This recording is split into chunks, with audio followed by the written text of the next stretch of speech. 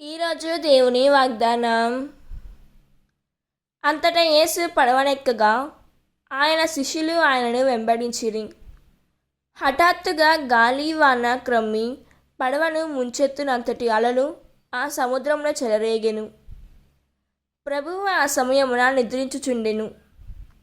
శిష్యులు అప్పుడు ఆయనను మేలుకొలిపి, ప్రభు, మేము నశించుచున్నాము, రక్షింపుము అని ప్రార్థింపగా యేసు వారితో, ఓ అల్ప విశ్వాసులారా, మీరు భయపడనేరా అని పలికి లేచి గాలిని సముద్రమును గద్దించెను.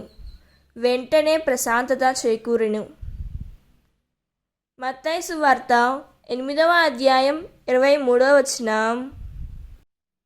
ఈ వాక్యం మనకు ఏం చెబుతున్నదంటే, మన జీవితంలో కూడా అనుకోకుండా తుఫానులు వస్తాయి. సమస్యలు, బాధలు, అనారోగ్యం, అప్పులు, కుటుంబ కలహాలు మన విశ్వాసాన్ని కదిలిస్తాయి. అప్పుడు దేవుడు మనతో లేడని అనిపించవచ్చు. కానీ ఈ వాక్యం ఒక గొప్ప సత్యాన్ని చెబుతుంది. యేసు పడవలో ఉన్నారు.